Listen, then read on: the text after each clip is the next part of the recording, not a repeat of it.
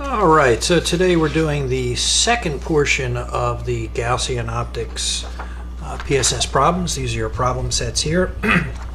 You'll see that you have a graph or a chart that you have to fill in here, and what that means is that you're doing a lot of busy work. In other words, you're filling in all this data over here, 5 separate problems, and then what you're doing is looking at trends over the course of the calculations that you're going to come up with. And what you're looking for primarily is what we're talking about is the changes in the image size. So in other words, all these lenses will have the same back vertex power that's given to you on the problem is 15 diopters. In other words, that's what with the, doesn't matter what the shape of the lens is when it's read in a photometer, temples away from you, it would read 15 diopters. So in other words, all the prescriptions will be the same.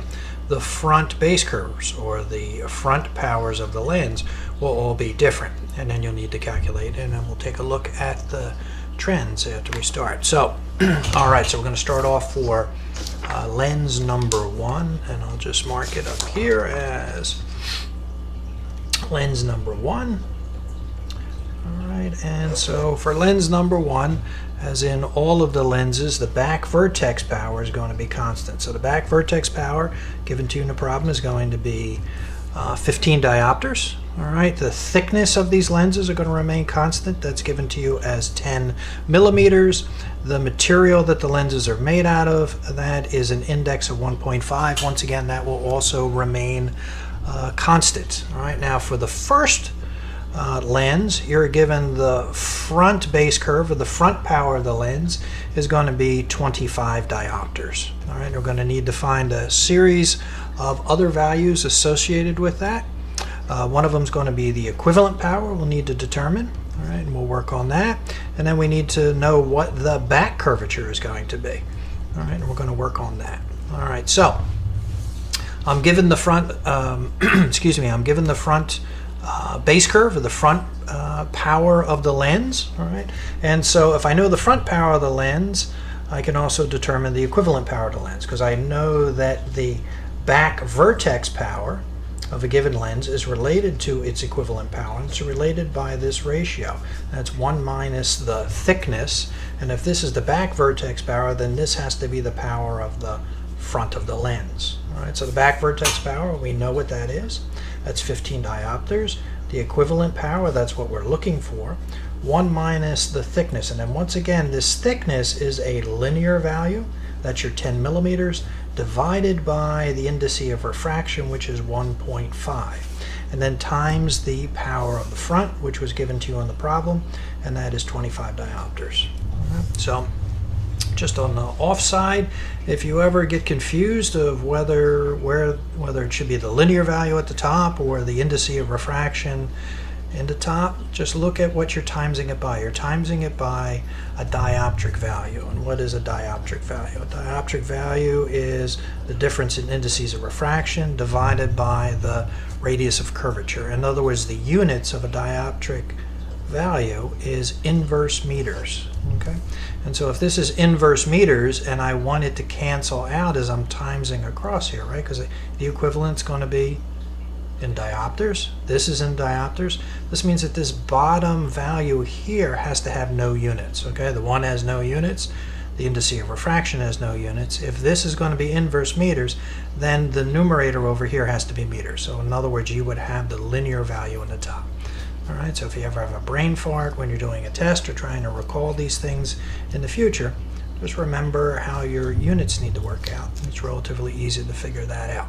All right, and so, all right, so we're going to put some, we need to solve for the D equivalent here. So the D equivalent, I'm going to throw him on that side, which means I'm going to have the 15 diopters over here, and that is in the bottom, so now it's going to be in the top. So then it's going to be 1 minus this value here, so 0.10 over the 1.5 times the 25, and do all that together. All right, now when you do the math on that, you'll notice that the equivalent power comes out to be 12.5 diopters. All right, so now I know what the equivalent power is over here.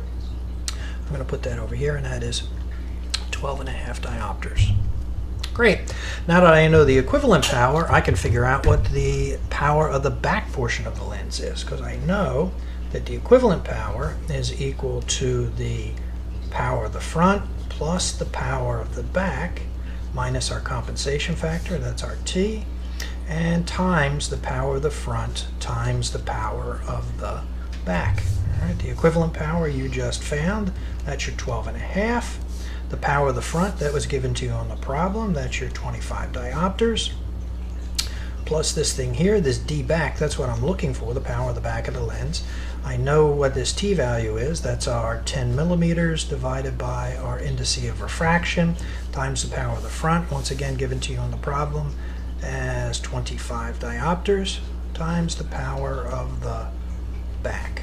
All right, so now I'm going to simplify this thing down. So I'm going to take my my 12.5 here, and I'm going to subtract my 25 diopters from it over here. In other words, I just took that, put it on the other side, and then on this side I need to factor out this D back. And so this is the power of the back of the lens times this. This is going to turn into a 1 minus this. That's our value of our T times the 25 diopters here. All right, and there we go. And then so I'm going to simplify this down again. So that's the D back. That's what I'm looking for.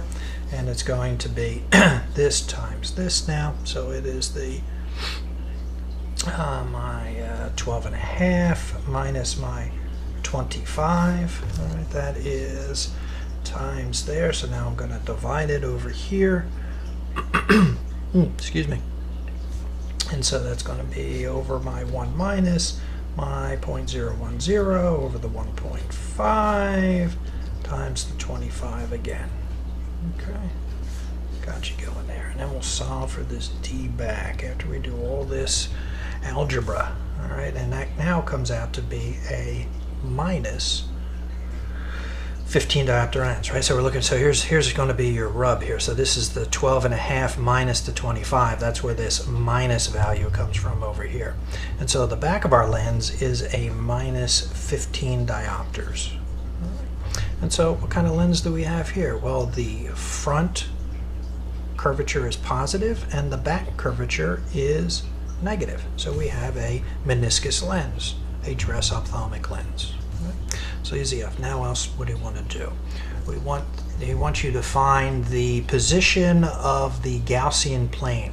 And in this case, we're looking for the secondary Gaussian plane because we're looking for the position of the image. So what I'm worried about is back vertex power, right? We're looking at this lens as how it functions as a spectacle lens. In other words, we could calculate the primary Gaussian plane position, we could calculate our front vertex power, we can do a whole bunch of math, but it really doesn't do us any good because people don't wear their glasses backwards, they wear them only one way. So we're worried about back vertex power. And so what I want to know is where the position of my secondary Gaussian plane or my H2 plane is going to be.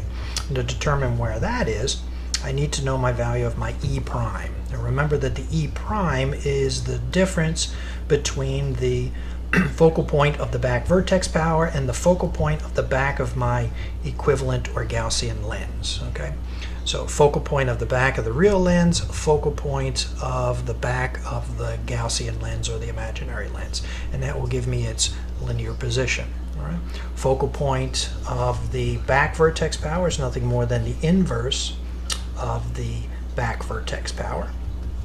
All right, the back vertex power is given to you in the problem as 15 diopters, and so the focal point is just 1 over 15. Remember, once again, we're dealing with back vertex power. We're talking about we're outside the confines of the lens, therefore our numerator is just a 1 for the air. Okay, and so the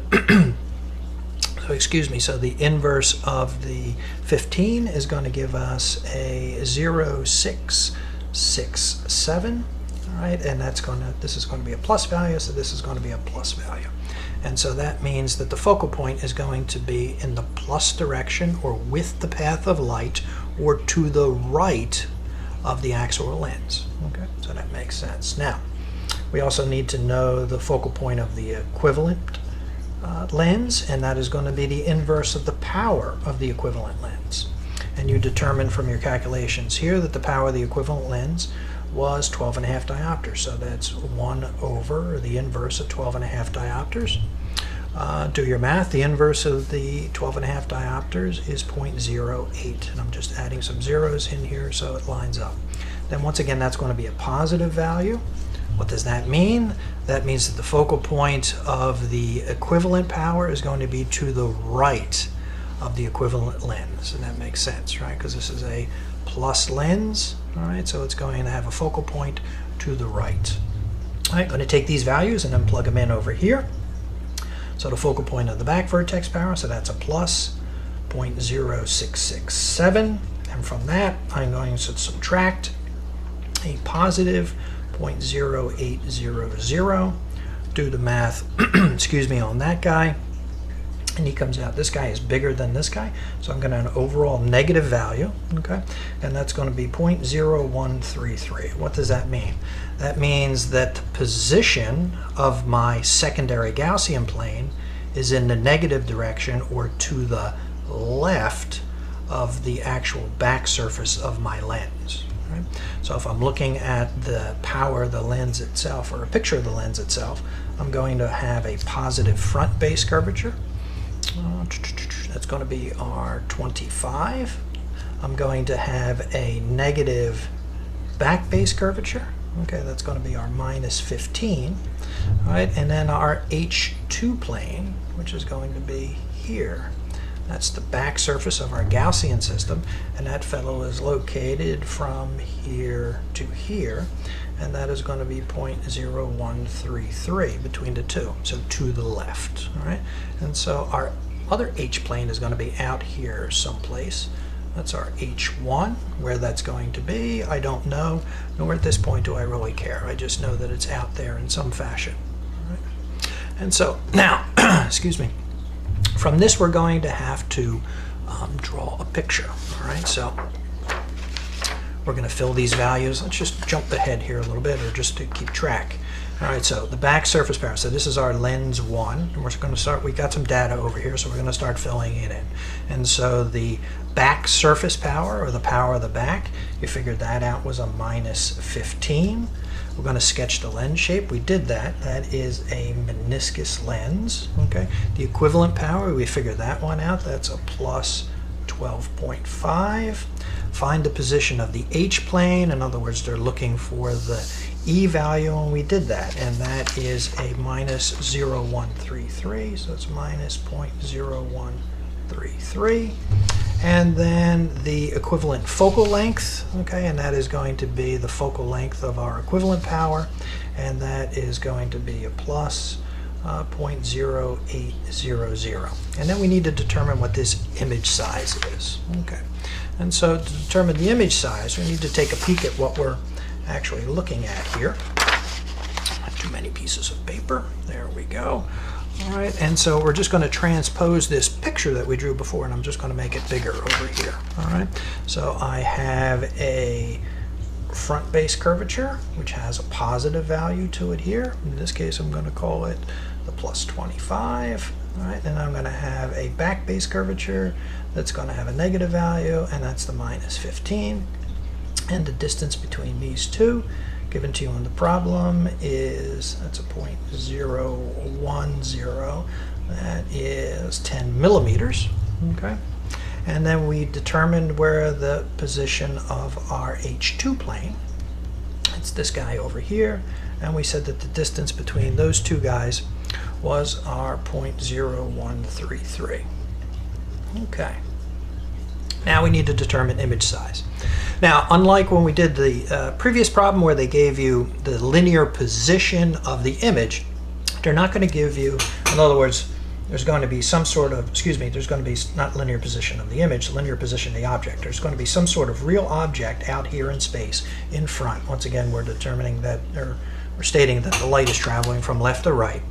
Before, they gave you the distance between here and either your H1 plane or the front of your rear plane, which we were the front of your real lens, which we determined. But in this case, they don't actually give you that value. They give you the value that the light subtends entering the system. Okay, what does that mean? So that means the light is coming into the system, okay, Here's our, let's just say this is our optical axis. They're giving you this angle right here. And in the problem, they state that that angle is 10 degrees. All right, so rather than giving you a linear position, they're actually giving you the angle of resolution. So in other words, the light is coming in at a 10-degree angle. And so this is actually where our H1 plane is going to be. All right, I don't know where that is, okay, nor do I care. All right, but I know that the light entering that lens, that equivalent lens, is going to be 10 degrees, the same as it is entering the real lens, these two values here. But once again, the reason why we're doing Gaussian optics is nothing exists between these two planes of the equivalent power of the Gaussian lens. In other words, they're together. So if it comes in at 10 degrees here, it also leaves at 10 degrees here. So if this angle is 10 degrees, then this angle right here is also 10 degrees. And then we need to determine what our image size is. And this is a plus lens. It's going to create a real inverted image somewhere over here. And this is what they want you to find. And I'm just going to call it Y1, okay, the image size. Well, how are we going to find that? Well, this guy here, this is a right triangle here, right? So we just have a bit of trigonometry. So now I have a nice right triangle over here. I have an angle here. I know that angle is 10 degrees. This is, I know that the tangent of that angle is going to be its opposite side divided by its adjacent side. The opposite side is our image size. The adjacent size here, if you look at it, this is your H-plane, here's where the image forms. This is the focal length of your equivalent power. Okay? And so this over here is going to be the focal length of your equivalent. All right, so the focal length of the back portion of the equivalent power. Easy enough. Now, for lens number 1, we're just going to do the math over here. And so, let's see, so I'm going to have my tangent now of 10 degrees. The opposite side is the image that I'm looking for. The adjacent side is now the equivalent length, and we determined that from over here, right? We had an equivalent power of 12.5, and that gave us a focal length of 8 centimeters, or 0.0800, okay? Excuse me. All right, so then what we're going to do is our image size is then going to be the tangent of 10 degrees times our 0.800 over here. All right, do the math on that, and the image size comes out to be 0.0141. So that is actually what this guy is. So if I measure from here to here, this guy is going to be 0.0141. That is the size of the image. And I'm going to take that value and I'm going to put it back into my chart over here. So 0.0141. All right? And then we're going to do this again for problem 2, problem 3, problem 4, problem 5. And then we're going to look at how these H-planes are going to shift relative to the lens, and we're going to look how these image sizes are going to shift. And then we're going to make some real-world assumptions from that, or real-world observations from that, and how that's going to affect the performances of lenses. All right, so when we come back, we'll do problem number 2.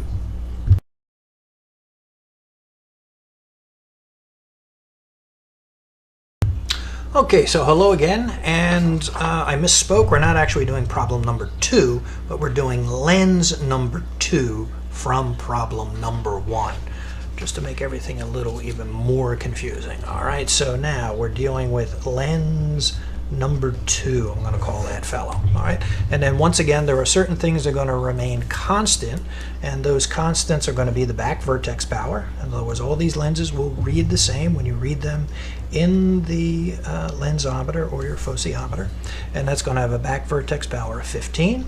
The thickness of the lens remains the same at 10 millimeters. The index of refraction of the lens remains the same as a 1.5, except now for this one, for this lens, the front power is now going to be 20 diopters. All right. Remember, for the first lens, it was 25 diopters, and so now it's going to be 20 diopters on the front. So that front curvature is now going to flatten. And so if the back vertex power is remaining the same and you're flattening the front vertex power, what do you think is going to happen to the back surface power? Keep that in the back of your mind. you should already have somewhat of an answer is. We need to find the actual numerical answer, but you all should by this point have an idea of how that's going to have to change to maintain the back vertex power. All right, so once again, we're going to do the same math. I already know the back vertex power, and I know that that is related to my equivalent power by the ratio of 1 minus the thickness. If this is the back vertex power, then this is the front base curve. All right, the back vertex power given to me in the problem is a constant. That's 15. The equivalent power is what I'm looking for out of here. Okay, and that's 1 minus, once again, that's our 10 millimeters. That's our 1.5 indice of refraction, and the front curvature for this problem, lens number 2, this problem is now 20 diopters.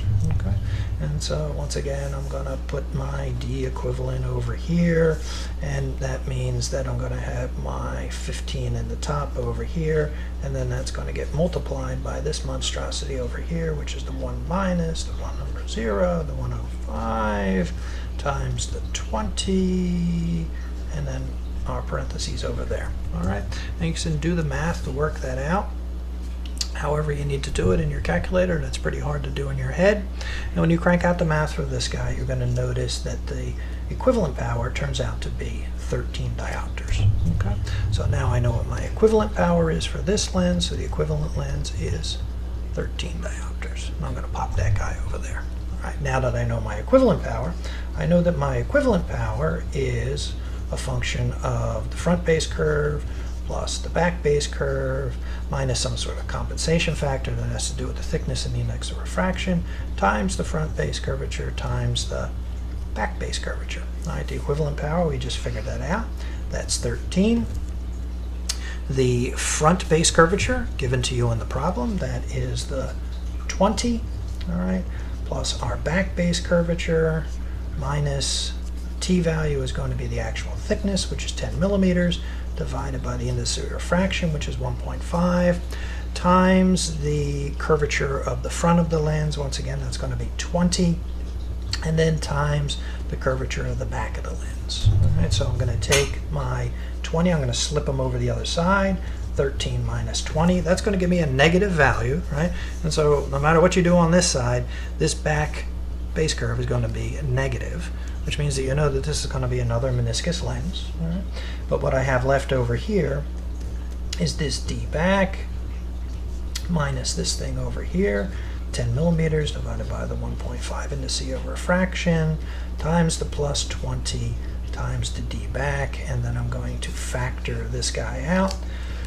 Excuse me, so let's just see, 13, that's going to be a minus 7, let's say. All right, but I'm going to have my D back over here, and that's going to be times. So the D back, that's going to turn into a 1 here. This is going to stay the same here. And this is going to be times the plus 20. And there you go. So we factored this guy out, which means that the power of our back surface is going to be this minus 7, and that's going to be divided by this monster over here again. All right, so a lot of running, very mind-numbing and just doing the math, but you need to be able to do the math to answer the problem. So you're going to have to work through it yourself. All right, and so we'll solve for the D back. When you solve for the D back for there, once again, this is going to be a negative value. This is going to be a value less than 1, right? So 7 divided by something less than 1 is going to be a value bigger than 7, and it comes out to be 808. All right, so now the power of the back is going to be a minus 8 and some change diopters. All right, what does that mean? That means I have a positive front curvature and I have a negative back base curvature.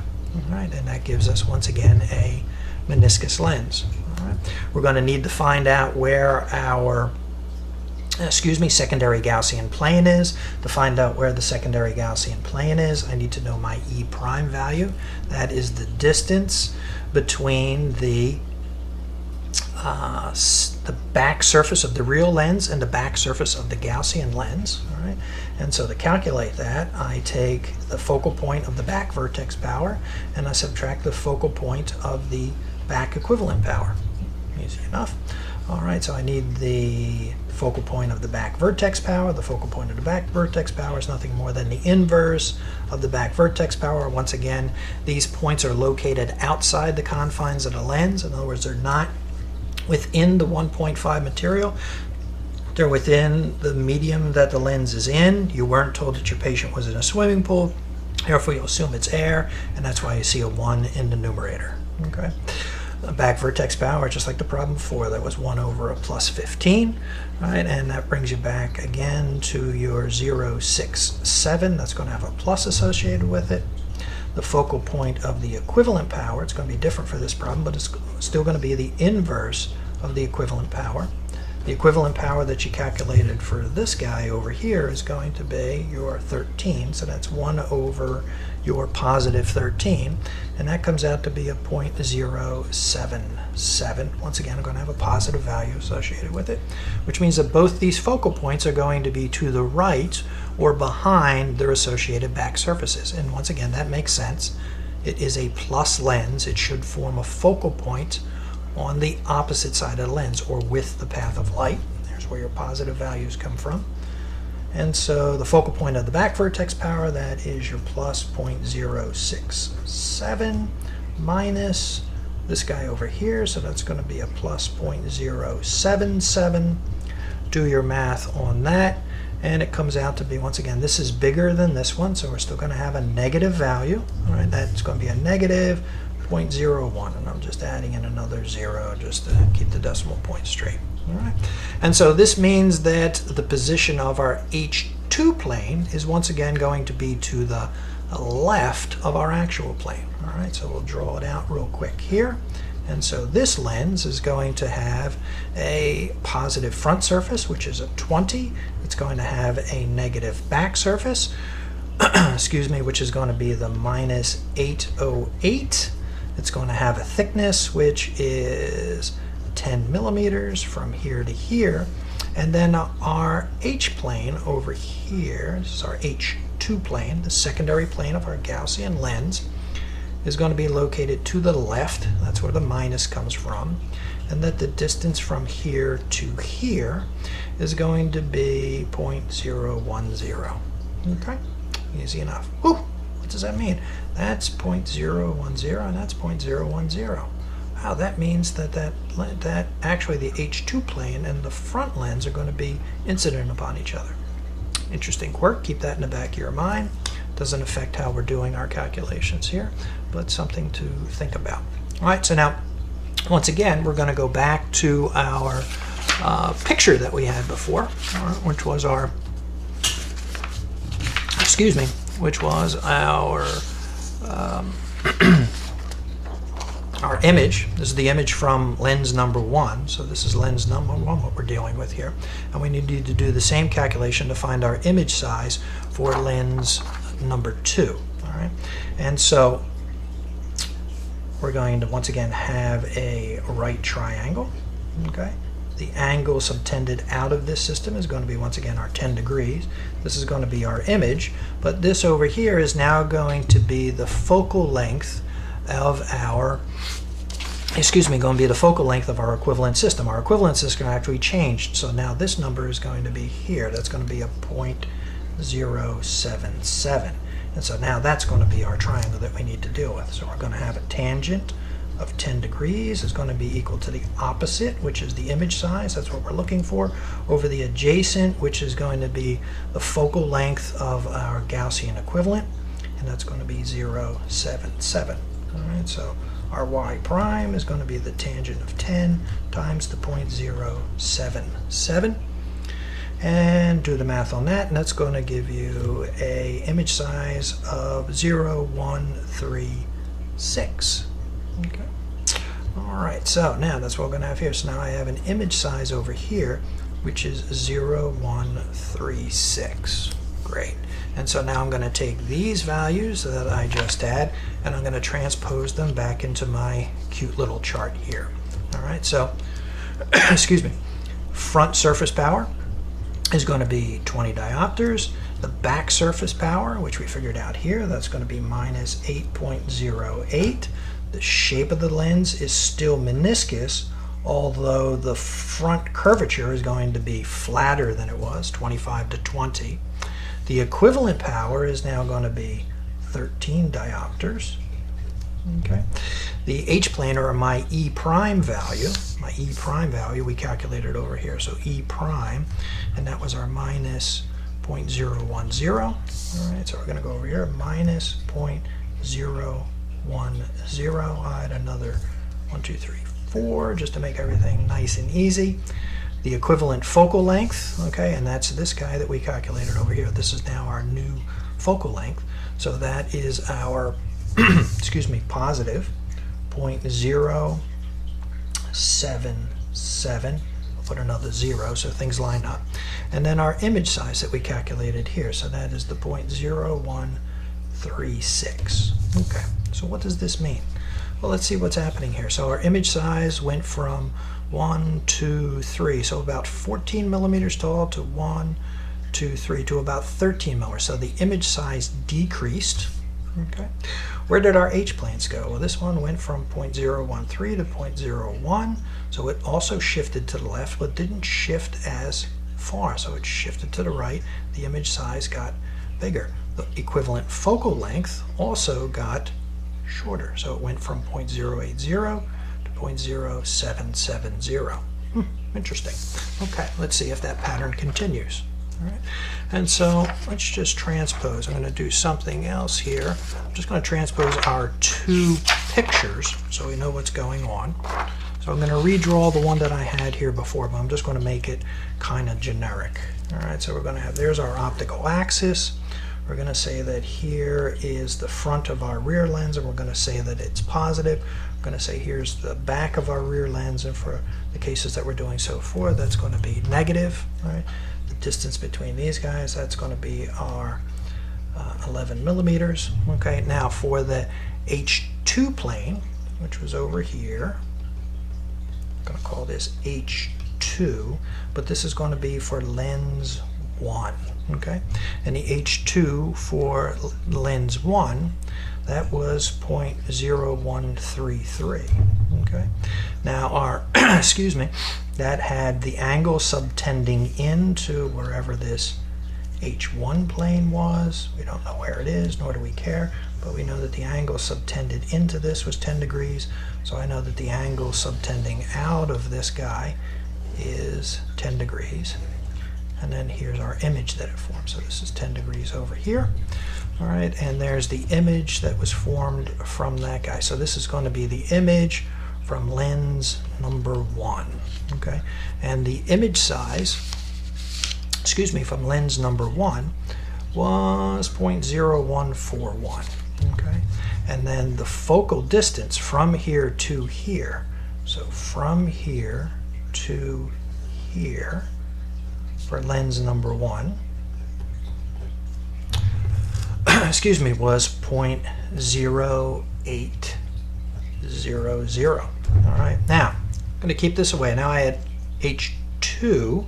All right, for our second lens was going to be 0.01. So this was 0.0133, and so that the H plane for the second lens is moved in just a tad this way. This is now the H2 of the second lens. Okay, our image size for the second lens, let's do the focal length first. The focal length for the second lens was our, just so you don't think I'm making stuff up, here we go, that was 7.7, 8.0 for our first one, but 7.7 for our second one. So for number 2, that focal length was 0.0770. All right, and so that's once again from this H plane over here, comes across from our equivalent power, and then but it's going to actually be shorter, which means that the image over here is going to be from our second lens that runs over here. And so for number 2, our image size was 0.0136. So you can see what's going on here. So the focal length is becoming shorter.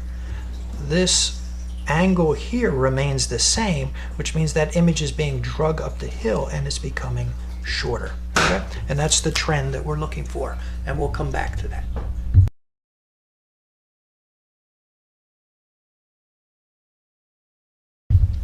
Okay, so we're back again, and now what we're doing here is going to be lens number 3, and we're going to do the same thing again. Fascinating. All right, so lens number 3, just going to mark them up here so we can keep track. So that's lens number 3, lens number 3. And once again, we're going to have our constants. The back vertex power is going to be 15 diopters. The thickness of the lens is going to be our 10 millimeters. The index of refraction of what that fellow is made out of is going to be the 1.5. Now, the front base curvature, or the front curvature, or the front power of the lens is now going to be a plus 15. So once again, it's becoming more flat. We started out with a 25, then we went to a 20. Now we're dealing with a 15. All right, and then we're going to calculate our values like we did before. We know that the back vertex power is related to the equivalent power, and it's related to equivalent power by this ratio, which is the thickness. If this is the back vertex power, then this has to be the front power over here. Back vertex power, we know that is 15. The equivalent power is what we're looking for, 1 minus. The thickness is our 10 millimeters. The index of refraction is our 1.5. And now our front curvature is going to be a 15. All right. And so we're going to put the D equivalent over on this side, and then this is going to be the 15 times our monster over here, which is the 1 minus 0.010 times the 1.5 times the 15. Okay, and then we'll solve for the D equivalent power, and when you do the math for that, this guy comes out to be 13.5 diopters. Okay, and so that means that the equivalent power for this lens is going to be 13.5 diopters. Plus, still a plus lens. All right, now I know what that is, then I can figure out what the back curvature is going to be. And so I know that because the equivalent power is a function of the front power and the back power, compensation factor, front power times the back power. All right, the equivalent power, you just figured out what that was here. So that's our plus 13.5. The front curvature is given to you in the problem. That is 15. The back curvature is what I'm looking for. That's going to be my variable. The t value is going to be the actual thickness divided by the index of refraction. The front, once again, that is given to us as a 15. And then there's our back power. All right, so this is going to be our 13.5. I'm going to slide this 15 guy over, minus 15 over here. What does that mean? Well, 15 is bigger than 13.5. That means we're going to have a negative back curvature, which means we're going to have another meniscus lens. Okay, and so over here, that's going to be our D back minus this guy over here, times this guy over here, times this guy over here. And I don't know why I wrote that twice, but we'll do it again. So I got my 13.5 over here minus my 15 over here, and I'm going to factor out this D back. All right, just like we did before. All right, that's going to leave, so this D back is going to leave me with a 1. This guy's going to stay the same. There's going to be our 15, and then that would be our next D back there. All right, and so what I'm going to do is have my D back. It's going to be the 13.5 minus the 15, and that's going to be divided by this guy, which is the 1 minus the 0.01 over 0, the 1.5 times the 15 over here, so this big guy here. And what happens is our D back, and you do the math, is going to come out to be a minus 1.67. So our D back, or the base curvature of our back surface of the lens, is going to be a negative 1.67 diopters. Now that's pretty flat. All right, once again, we're maintaining the same back vertex power, but we're flattening the front. If we're flattening the front, maintaining the same back vertex power, you're going to have a flattening of the back. All right, now think about this in the old days. In the old days, when you never compensated for any thickness, if the back vertex was 15 and the front power was 15, the back surface should be 0. Nope, There you go. There's your minus. So it's still a meniscus lens.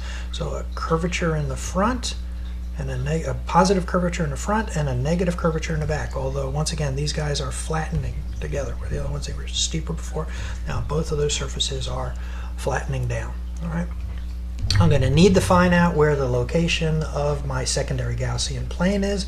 I'm going to know that by my E prime value. And my E prime value is the difference in position of the focal point of the back vertex and the focal point of the back of the Gaussian equivalent. To find the focal point of the back vertex power, I take the inverse of the back vertex power. Easy enough. And the back vertex power for this is constant. All right, so that's 1 over the 15. That's a plus 15. And that, again, is going to be the same number that it had with our other calculations, which is the 0.06 with the positive value associated. Once again, the 1 in the numerator indicates that the medium that these focal points appear in are air. All right, and then the focal point of the back equivalent power is going to be the inverse of the back equivalent power. And the equivalent power for this lens is going to be our 13.5. I take the inverse of the 13.5, and that gives me a 0.0744. And once again, that's going to have a positive value to it there. All right, I'm going to need to know what that guy is. I'm just going to write him over here. Focal point over here, that's going to be a 0.0744. And then I'm going to determine what my E value is. And so that's going to be the 0.067. It's going to have a positive value associated with it minus our positive 0.0744. This guy is bigger than this guy, all right, which means we're going to have a negative value when all is said and done. And when we do that, that comes out to be a 0.007. And so that's our E prime. That's going to be a minus 0.007. All right, so 1237 millimeters. Okay, our lens looks like that. All right, and then we need to determine what our image size is going to be. All right, so when we do the image size, we're going to draw out our same right triangle that we had before. All right, there's our right angle. The angle that the light subtends out of the system is the same, 10 degrees. All right, we want to know what this image size is for the third lens, which is right here. And then this guy here is going to be the focal length of our back equivalent lens, which is going to be this number right here. So that's a 0.0744. All right. Excuse me. The inverse of 13 is 0.74. Yeah, 0.74. Yeah, 0.744. Yep, that's close enough. All right. And so we're going to have here the tangent of 10 degrees is going to be the opposite side, which is going to be our image size, and that the adjacent size is going to be this guy over here, which is going to be the 0.74. Okay, I just added an extra decimal point. I'm just going to round it off a little bit here, 4, and just keep the 4 the same. All right, so the image size for the third lens is going to be the tangent of 10 times the 0.074. Do the math for that guy, and this image size comes out to be 0.130. All right, so the image size for the third lens is 0.0130. All right, then I'm going to take my trusty chart that we have over here, and I'm going to transpose that information back. So the back surface power, it's going to be a 167. Right, we know that that fellow is getting flatter and flatter. As this guy got flatter, this guy also had to get flatter. The shape of the lens is also a meniscus lens, but very shallow. All right, the equivalent power is going to be a 13.5. All right, what do you notice about the equivalent power? The equivalent power of these lenses is now increasing. Okay, and so we're going to find the H-plane. That's going to be my E prime, and that's going to be a negative value too, but it's going to be a 0.070. All right, so that value is actually becoming smaller.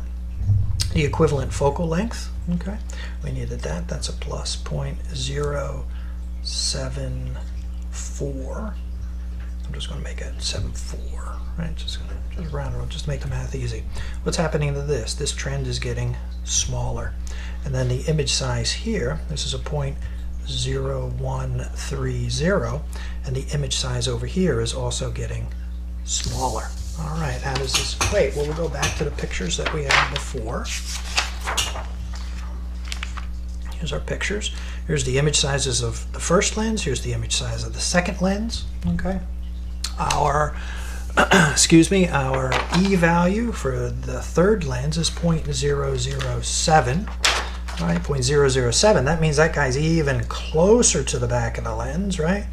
All right, so this is going to be the H2 of the third lens. Okay. You can see the trend. So things are shifting. So the H plane is shifting to the right. All right, and what's also happening is that this focal length here, this secondary focal length for this case, is going to be 0.074, and this is going to be for number 3. And once again, they're coming from the same place, okay? But it's going to be shorter yet. It's going to be over here. So now my image is going to form over here. I'm being dragged up the hill, so that image is going to be shorter, and that's going to be number 3. And then the image size for number 3 that we determined was 0.0130, right? So smaller, being dragged up the hill, image getting shorter, image getting smaller, and the focal length once again becoming shorter. All right, so that is the pattern that we're looking for. All right, so that's for problem 3. And when we come back, then we're going to do it again for problem 4. What do you think is going to happen for problem 4? Well, I went from a 15 to an 8 to a 167. Any guesses on what's going to happen here? All right, and we'll figure that out when we come back.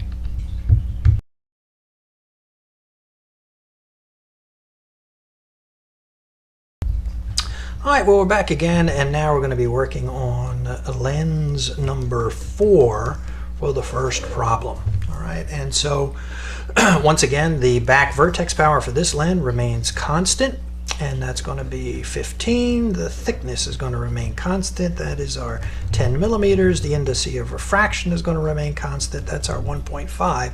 What's going to be different now is the curvature of our front lens, or the power of our front lens, and that is given to you in the problem now as 10. So now we're 25, 20, 15, and now we're dealing with a power of 10. All right?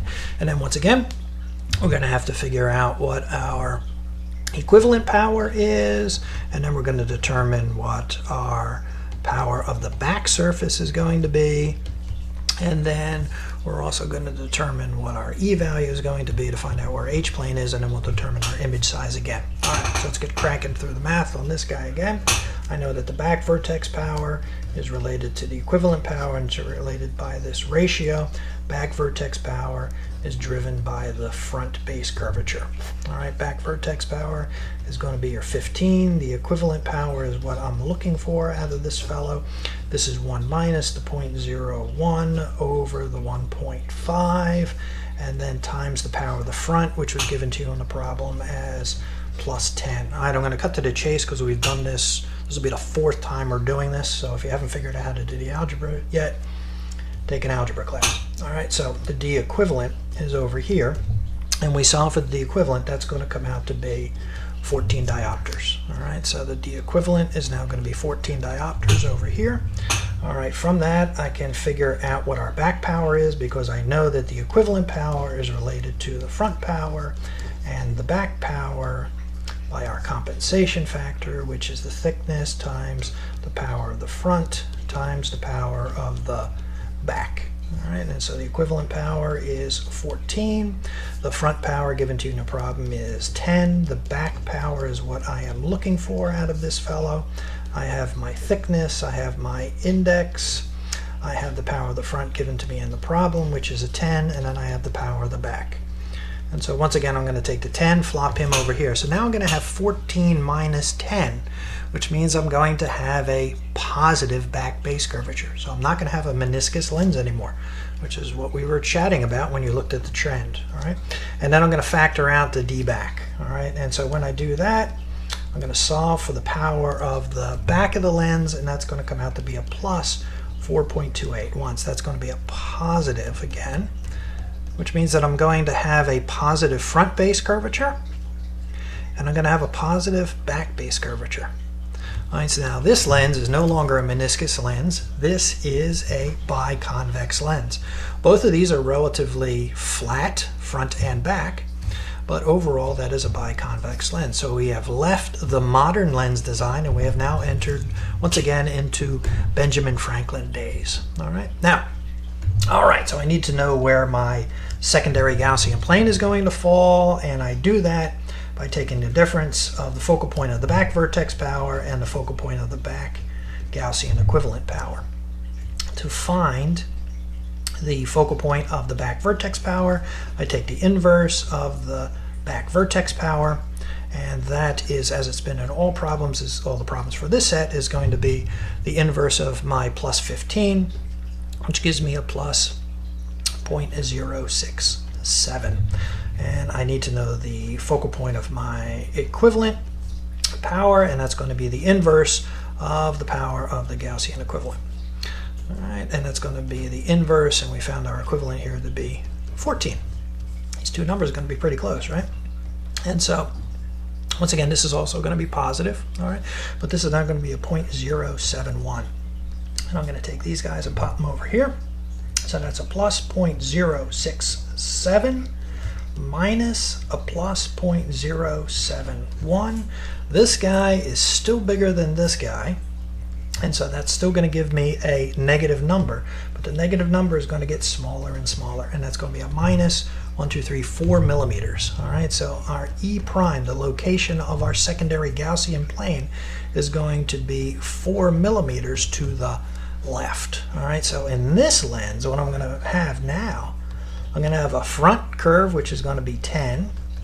I'm going to have a back curve, which is going to be 4.28. All right, 10 here, 4.28 here. Both of those are going to be plus. I'm still going to have 10 millimeters between the two. And my Gaussian plane is still going to be to the left or in front of excuse me, the back of the real lens, and the distance between these two guys here, between here and here, is going to be our 4 millimeters, so 0.004. That's where that goes. All right,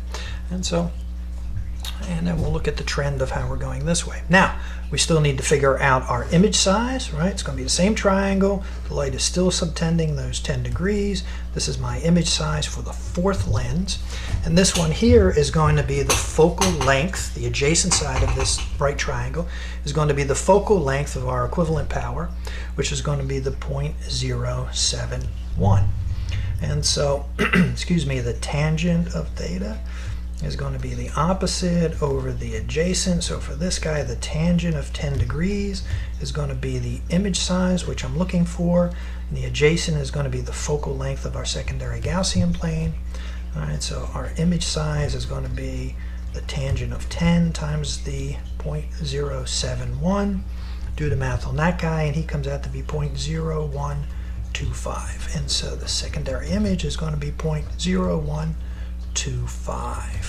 Alrighty, now once again I'm going to take those numbers that we just compiled and I'm going to put them over into my chart. All right, so front curvature is 10, the back curvature is now a plus 4.28. That's now going to give me a biconvex lens. All right, I need to know the equivalent power. I determined that to be 14. Let's continue our trend.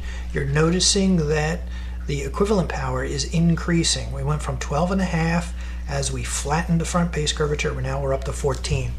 The H-plane location, okay, and that's going to be my E prime, and that's going to be 0.004, and I'm going to add the 0 to make the decimal points the same. You're noticing that that is consistently decreasing, and so it's still to the left of the actual lens, but the space between the two is getting smaller and smaller.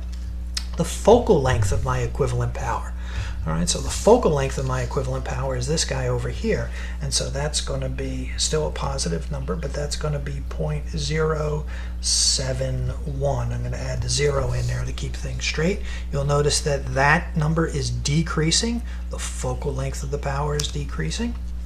And then the image size is what we calculated over here, and that is the 0.004. 0.0125, and you'll notice that our image sizes are getting smaller and smaller. All right, so now let's transpose that to back this guy over here. Now this is going to be a little funky. I'm going to keep this side the way we are. This side here is going to be now a little weird because this negative lens is now going to be a positive lens, okay? And then our H-plane for our fourth lens is going to be H2 for the fourth lens is going to be even closer to that physical position over there. And that the focal length over here is now going to be our 0.0710, and that's going to be for number 4. Once again, from here to now it's going to be shorter yet. It's going to be over here somewhere. Once again, this is not to scale. We're just looking to find patterns. And so this is now going to be for the fourth lens, and that the image size is now going to be 0.0125. Now once again, I'm just got those numbers from over here. All right, and so you'll notice that the image is getting progressively smaller. It's being drug up the hill because the secondary focal point of the equivalent system is becoming shorter. Okay, so we're actually having less magnification from our lens. Let's think about that for a second. All right, and then we'll get back to that. And when we do come back, we're going to do the final lens, which is going to be final lens for the first set of problems, which is going to be lens number 5, and we're going to have an even flatter front base curvature. And we'll do that when we come back.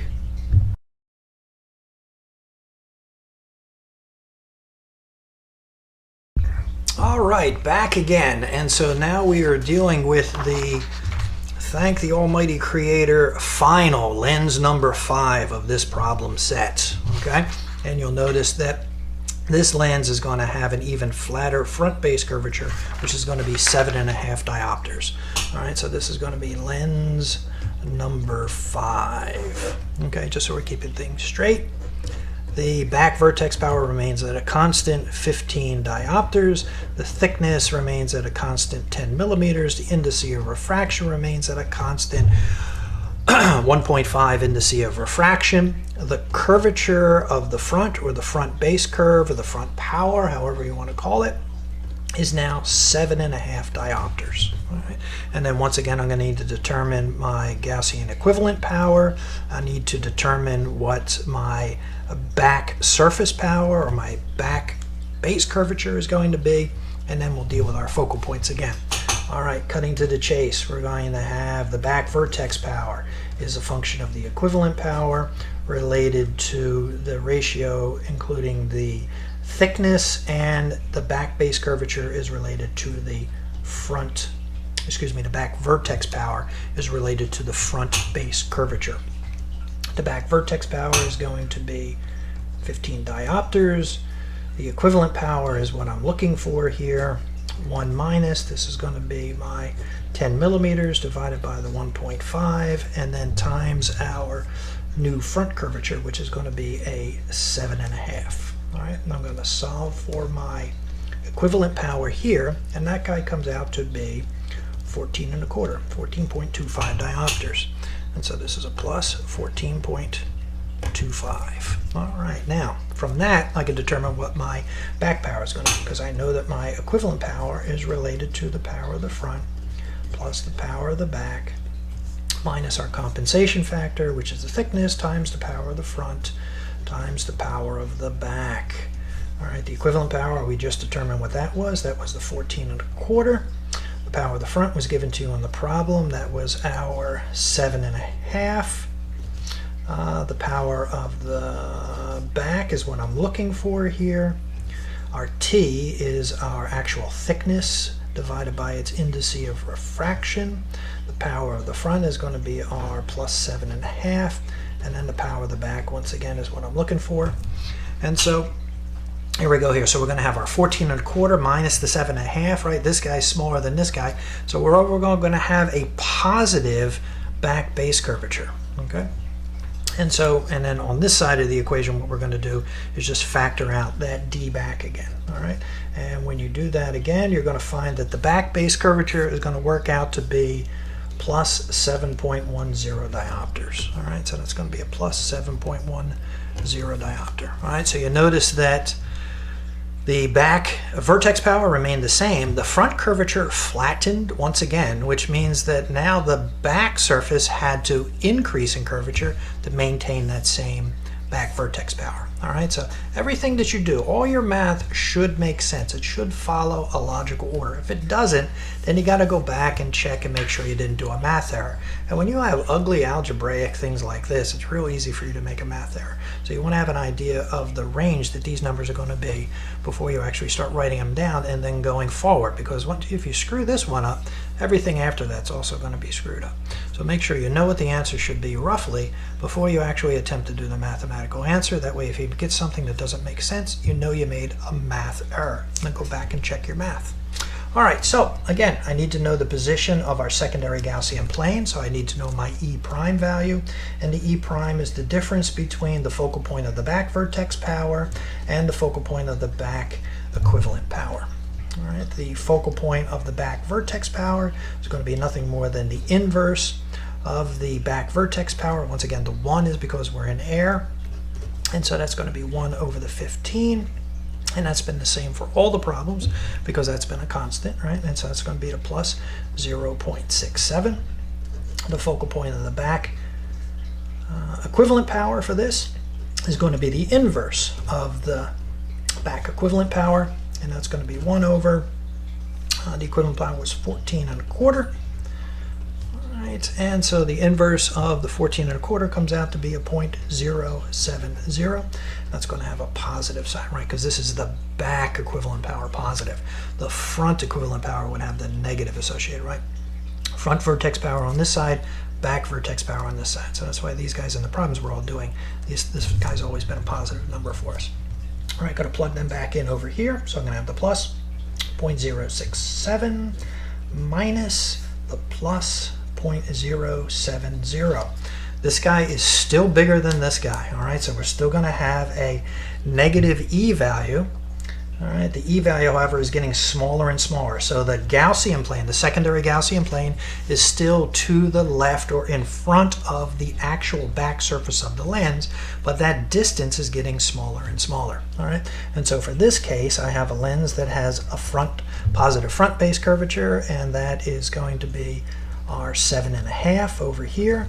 It's going to have a positive back base curvature also, and that's going to be 710, 710. So these are very, very flat. All right, the distance between the two is going to be our 10 millimeters. That's a 0, that's a 1, and that's a 0. And then our H-plane is still going to be over here. This is going to be our H2 plane.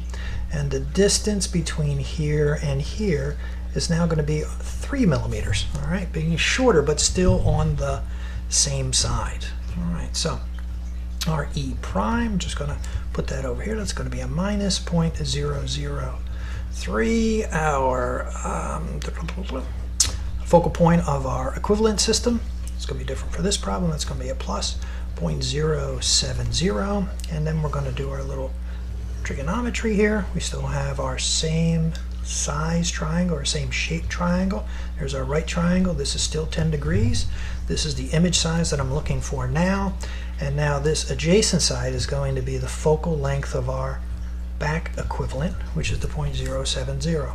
All right, so the tangent of 10 degrees is going to be the opposite, which is the image size, over the adjacent, which is the focal length of the back equivalent. All right, which means that our y1 is going to be the tangent of 10 degrees times 0.070. Do the math on that guy, and he comes out to be 0.0123. And so our y prime is going to be 0.0123. Okay. All right. So now, once again, we're going to complete our chart here. We're going to take these numbers and transpose them over here. And so front surface power is 7.5. The back surface power, which you calculated over here, is now a plus 7.10. What do you notice here? Well, It was a negative to start with. The negative got flatter and flatter and flatter until it actually bulged into a positive. And now as this guy gets flatter, this guy's going to have to get steeper to compensate. And so we've almost come down to 0, right? If we had a flat back, it was going to be somewhere between a 15 and a 10, but we kind of skipped over that in that jump. And now you'll notice that this front base curvature is now going to have to start into steeper. So it's still a biconvex lens, positive on the front, positive on the back, but now it's flatter in the front, but it's going to be steeper in the back to compensate. All right, and once again, I'm not an artist, but you get the idea. All right, so the equivalent power for this system is going to be 14.5. You'll notice that the equivalent power is increasing. Okay, the E prime, the position of our secondary Gaussian plane, is going to be now 3 millimeters. Once again, that's following the pattern. These numbers are getting smaller and smaller and smaller as we work down. The focal length of the back Gaussian equivalent is going to be a plus 0.070, and I'm going to make another 0 there just to even out the decimal points. You notice that this number is also getting smaller and smaller and smaller. And then what's also happening over here is that our image size, that's going to be a 0, 1, 2, 3. That guy is also following the pattern and getting smaller and smaller. All right. So then what I'm going to do is go back to our original drawings here where we had everything plopped on top of each other. And then once again, we're going to have a positive front and a positive back. But then the H-plane is going to be even closer. This is kind of plopped on top of each other, but you get the gist of it here. Here's our H2 for our fifth lens, which is going to be now 3 millimeters away from the back. The focal length of the back Gaussian power is going to be a 0.0700. This is for number 5. And once again, that's going to run from here, but now it's going to be even shorter, which means that your image is going to fall somewhere over here, and that's going to be for number 5, and that is going to be 0.0123, right? So the image size is becoming smaller as the image is being drug up the hill. Why is the image being drug up the hill? The image is being drug up the hill because the focal length of the Gaussian equivalent is becoming smaller. What does this mean to you? Well, the back vertex power for all these problems has been 15 diopters. This is a hyperopic prescription. In other words, this person, assuming that they need a 15 diopter lens at whatever vertex distance you might think, requires plus lenses. What do plus lenses do? Plus lenses make things larger. They increase magnification. That is the problem. They will distort the actual size of images. Just like negative lenses will make things smaller, positive lenses will make things bigger. And that is the problem with hyperopic prescription. So I'm going to distort the image size as they're coming in. What do you notice about the trends here? Well, the power of the lens, the back vertex power, that's what you would write the script for, would be 15 diopters. All right. What do you notice about this equivalent power? You started out with 12.5, but it's increasing, and now you're up to almost 14.5. That's a half a diopter away from 15 diopters. All right. And what's happening is your image size is actually getting smaller, which is what you're looking for. You're trying to maintain the least amount of distortion from you putting the correction in the person's eye. And so from the choices that we have here, the one that would give him the least magnification would be the biconvex lens, except we don't live in Benjamin Franklin days anymore. Okay. We live in this meniscus lens. And so once again, the best choice given these base curvatures is probably going to be this guy here. That's going to give a minimal amount of change in the image size, right? The minimal amount of magnification, right? You'll notice that the changes become smaller and smaller and smaller here. In other words, this is not a linear value here. You'll notice that the change is not linear. So it's 41 to 36, that's a 5, and then there's maybe a 6 going on. There's a 5, and then we're down to a 2. Right, so the changes are not linear that we're dealing with. And we're dealing with some rounding off issues here, so don't get too whacked out of shape about the math. But the trend is it's getting smaller, and that the change in the difference in the size is becoming less and less. So there's going to be a point that's going to be a good compromise. And this, once again, is when we get back to what's called a best form lens. In other words, what front base curvature is best for a given prescription. all right? And that this was worked out in the past by several gentlemen, okay? And one of his names was called Woolston, and Woolston dealt in the 18th century, so he dealt in Benjamin Franklin days, where things had positive front base curvatures and positive back base curvatures. And he noticed that a base curve per power that would give you the least amount of distortion is going to have a shape that looks something like this. All right? And then once we started making meniscus lenses that look like this, a front base curvature that's positive and a back base curvature that's negative, Mr. Oswalt found that curve shifted this way. So for a given power, they would find an optimum base curve. That was one of the best form lenses. Then Mr. Shearling came along afterwards and mathematically proved this. So this is known as Woolston's curve, this is known as Oswalt's curve, and then this is known as Shearling's ellipse. So if you hear those terms when you take your boards and you get that question correct, you owe me $1. Okay, but this is where best form lenses come from. In the old days, this is how opticians would choose what base curve they would use for a particular power. In today's world, it is actually chosen by the computer for them. All right, so that was the whole point of problem 1. All right, when we come back, we'll go with problem 2. And then problem 2, we are back in Woolston's day because we're going to be dealing with biconvex lenses only. And we'll do that when we come back.